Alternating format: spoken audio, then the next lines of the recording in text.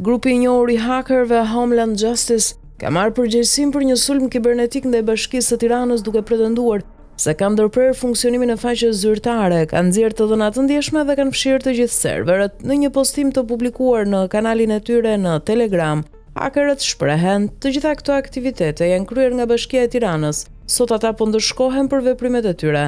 Ne kemi rrëzuar faqen e tyre, kemi marrë të dhënat dhe kemi fshirë serverët. Postimi shoqërohet me pamje të faqes zyrtare të Bashkisë së Tiranës, para dhe pas ndërhyrjes ku në versionin pas sulmit shfaqet një ekran bosh me efekt të dëmtimit grafik. Gjithashtu grupi ka publikuar një model 3D të godinës së bashkisë me mbishkrimin "Yes, you were right", që interpretohet si konfirmim për një sulm të paralajmëruar më herët.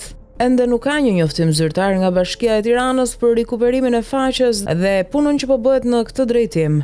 Megjithatë, kjo nuk është hera e parë që grupi i njohur i hakerëve Homeland Justice kryen sulme kibernetike ndaj faqeve të institucioneve të rëndësishme në Tiranë.